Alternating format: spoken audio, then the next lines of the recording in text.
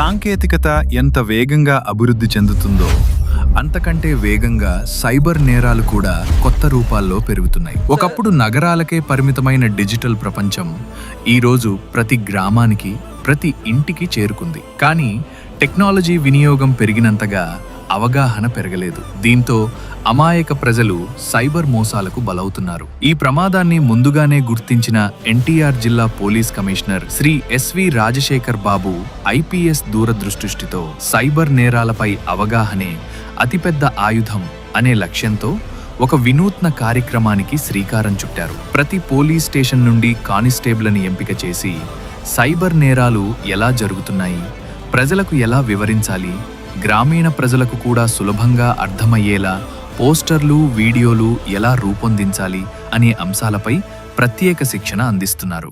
అంతేకాదు, ఏఐ టెక్నాలజీని వినియోగిస్తూ NTR police ఖకీ studio అనే ప్రత్యేక బృందాన్ని రూపొందించారు.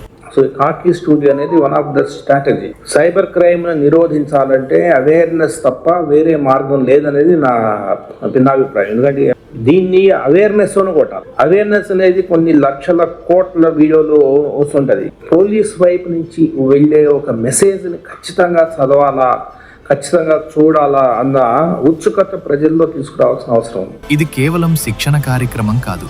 భవిష్యత్తులో సైబర్ నేరాలను తగ్గించేందుకు పోలీసింగ్లో సాంకేతికతను ప్రజల రక్షణకు మలిచిన ఒక విప్లవాత్మక అడుగు.